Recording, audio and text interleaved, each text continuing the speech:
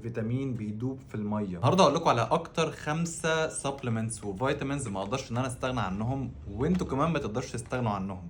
هقول لكم استخدام كل واحد وجرعته ايه عشان تستفيدوا زي ما انا استفدت. اول حاجه ما استغناش عنها وهي فيتامين د، وانا بستخدم ديفاليندي. القرص بيبقى 5000 وحده دوليه، اللي هو ما يعادل 125 مايكرو جرام في اليوم. وده يعني بتبقى جرعة مناسبة جدا، لأن هو الأمان أصلا بتبقى من 4000 ل 7000 في اليوم. معظم الرياضيين مثلا أو الناس اللي بتتمرن زي حالاتي، يعني ال 5000 بيبقى كويس قوي. ميزة فيتامين د إيه طيب؟ يعني إيه اللي بيخليك تستخدمه؟ أول حاجة إن هو بيساعد جدا في امتصاص الكالسيوم في العظم. لو انت راجل بتشرب مشروبات غازيه كتير وعندك مشاكل في هشاشه العظام، او عندك بعد الشر كسر او اصابه او اي مشاكل في العظم، ففيتامين د هيبقى كويس ليك قوي في الحاله دي. فيتامين د او الماده الفعاله بتاعته بقى اللي اسمها كوليكالسيفيرول، هي بتعتبر برو هرمون يعني زي حجر الاساس كده لهرمونات كتير في الجسم، وعلى راسهم التستوستيرون. فمش عايز اقول لك يعني انت لما بتاخدش فيتامين د او عندك نقص فيه، ده يأثر ازاي على مودك وعلى طاقتك وعضلاتك كمان. فيتامين د بيعتبر من الفيتامينات اللي هي بتدوب في الدهون، فيفضل ان انت تاخد القرص بعد ما تبقى واكل وجبة كده دسمة فيها زيوت وفيها دهون كتير. تمام.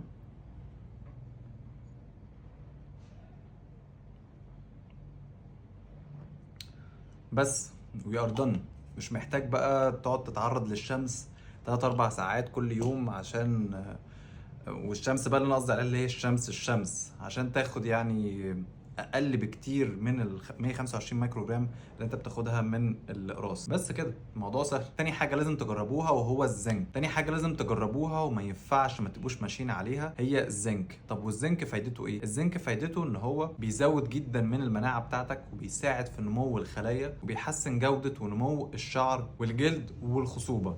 وحط تحت الخصوبة دي خطين 3 كده، لأن فعلا الزنك أثبت فعاليته في إن هو بيزود من معدل هرمون التستوستيرون يعني بشكل غير مباشر. أصل الزنك بيؤدي لاضطرابات كتير في الجسم، إرهاق وتعب. موجود في معظم الأكل المفيد يعني أو الغني بالبروتين زي البيض واللحمة والسمك. بس لو أنت من الناس اللي ما بتاخدش كفايتها من الأكل أو ما بتلحقش تاكل أو مقضيها أكل بره، فالزنك هيبقى مفيد قوي ليك. أنا اللي أنا باخده بيبقى 110 مللي جرام زنك سلفيت، اللي هو ما يعادل 25 مللي جرام زنك فعلا. ويعني باخده عباره عن كبسوله كده، مش هتفرق قبل الاكل او بعد الاكل، بس يفضل بعد الاكل عشان يعني لو انت عندك حساسيه في المعده او اي مشكله ما تتعبش ويمتص بسرعه. بيبقى كبسوله كده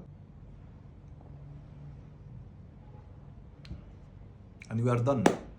مفيش اسهل من كده يعني. تالت واكبر واحسن مكمل انا ماشي عليه بقالي اكتر من 10 سنين متواصل، يمكن اكتر كمان، انا مش فاكر من كتر ما انا بستخدمه طول رحلتي وانا راجل رياضي وبلعب باسكت وبروح الجيم، هو الكرياتين. خاصة الكرياتين مونوهيدريت، ده شركة بودي فيول، حاجة مستوردة من بره مصر، لكن عادي انت ممكن تستخدم برضو منتجات كتير من مصر، يعني هم كلهم نفس المادة الفعالة، تحول في الاخر لكرياتين فوسفيت في الجسم. دور الكرياتين فوسفيت ده ان هو بيعلي جدا من الطاقة في جسمك، وبيسحب المية اللي موجودة في الدم بيدخلها انترسيلولر جوه الخلايا، خاصة الخلايا العضلية.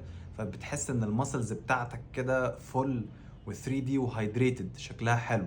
وفعلا فرق معايا قوي عامة في طاقتي على مستوى اليوم، ان الفترة اللي انا ببقى مثلا اللي هو الكرياتين خلصان وانا مكسل اجيب، بلاحظ ان ادائي في التمرين بيقع جدا، وببقى مرهق ومش قادر اشيل نفس الاوزان اللي انا قادر اشيلها، حاسس ان جسمي فلات وببقى مش قادر اشتغل كويس. الكرياتين مهم جدا وامان جدا، ومن اكتر المكملات الغذائيه اللي اتعمل عليها ميتا اناليزس او دراسات بتؤكد قد ايه هو سليم ومية مية، وكل الناس ممكن تستخدمه، الستات الرجالة الاطفال. يعني الجرعة بتاعته كده كده ما بتبقاش كبيرة، من حوالي 3 ل 5 جرام، اللي هو السكوب اللي ممكن تاخده في اليوم. هتقولي اخده امتى؟ هي ما بيفرقش، ان هو بيشتغل لما جرعته بتتراكم. انت النهاردة اخدت 5، بكرة اخدت 5 بعدهم، بعده اخدت 5 كمان، يبدا بقى يشتغل ويدي الافكت بتاعه. هو ما بيفرقش. انا افضل ان انت تاخده كله الصبح مع الفيتامينز بتاعتك، بس ان انت يعني ما تتلخبطش او تنسى ايه اللي بيتاخد امتى وبيتاخد ازاي. فيا كده انا السكوب ضيعته، فباخد بالمعلقه بقى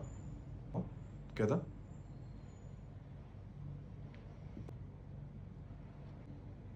بس كده يعني، وكمل يومك عادي. الموضوع مش صعب يا جماعه. الناس بتقول لي طب الكرياتين يا دكتور استخدمه ازاي، هو مش عارف ايه. الكرياتين عادي، مفيش فيه حاجه، ده مكمل غذائي. الكرياتين ده موجود في اللحمه وفي السمك، لكن انت مش هتاكل كل يوم كيلو لحمه او 2 كيلو سمك عشان تاخد 3 او 5 جرام كرياتين.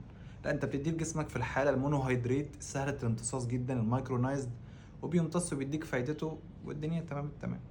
ميه بقى عشان ايه نعمل بقيه الفيتامينات بتاعتنا. مقدرش ننسى طبعا فيتامين ب 12. انا بستخدم اللينجو نيرف، ده قراص تحت اللسان، 1000 مايكرو جرام من الميثايل كوبولامين، وده بتبقى الصوره الفعاله من فيتامين بي 12، ودوره في نمو الاعصاب ونمو خلايا الدم والعلاج في حاله من حالات الانيميا اللي هي اسمها الميجيوبلاستيك انيميا، ان خلايا الدم تبقى كبيره كده ومنفوشه لكن على الفاضي، مش محمله باكسجين، جسمك ما بيستفدش بيها. فيتامين بي 12 بيساعد في تجديد خلايا الدم، بيساعد في النشاط عامه، وبيعلي مستويات الطاقه، بتحس ان انت عندك طاقه اكتر. لو عندك مشكله في الاعصاب، لو انت مريض سكر، نوع من انواع الباركنسونيزم، وايدك بترعش، بتحس احيانا بشكشكه، بالم، بتنميل، يعني فيتامين بي 12 يبقى كويس ليك جدا في الحاله دي. انا كنت باخده احيانا على هيئه حقن، ودلوقتي بفضل ان انا اخده قراص تحت اللسان، او حتى ممكن فيلم اللي هو الاو دي اف اللي بيتحط على اللسان. ده من اللينجو نيرف، يعني هو فيه 1000 مايكرو جرام من الميثايل كوبولامين، في كمان ميثايل فوليت، فيتامين بي 6، هو فيتامين بي كومبلكس، يعني لوكشه كده مع بعض، وبيبقى قرص تحت اللسان.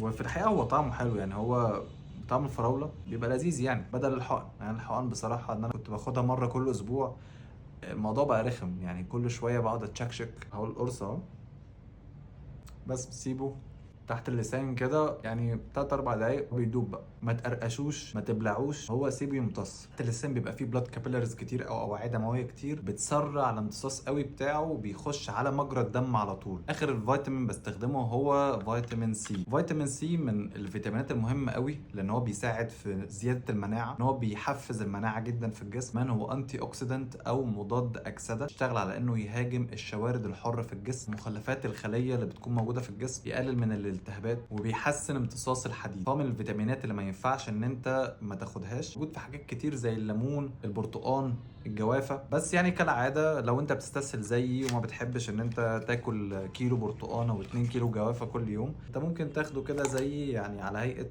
قرص فوار، بيدوب في الميه. وهتقولي طب اشمعنى القرص الفوار، ليه ما بتاخدوش قرص بلع؟ اقول لك والله لانه فيتامين سي اصلا ووتر سولوبل فيتامين. ووتر سولوبل فيتامين يعني فيتامين بيدوب في الميه، وامتصاصه بيبقى احسن مع الميه، فعشان كده هو في الحاله الذائبه دي في الميه بيبقى يعني امتصاصه عالي جدا، وفي نفس الوقت بيديك نفس الكفاءه. القرص الواحد من فيتاسيد، ده اللي هو النوع اللي انا بستخدمه، بيبقى فيه حوالي 1000 مللي جرام من فيتامين سي او 1 جرام. وطبعا بنحطه في كوبايه ميه كده ونستنى لحد ما يخلص فوران، وبعد كده يعني بتشربه.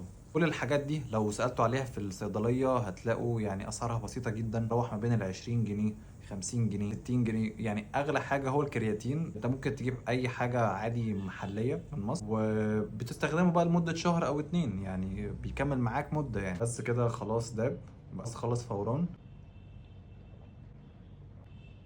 وبس كده، دي كانت الفيتامينز الأساسية اللي انا باخدها بجانب الدايت وبجانب التمرين عشان اقدر احافظ على الفورمه بتاعتي. واشوفكم في الفيديوهات الجايه.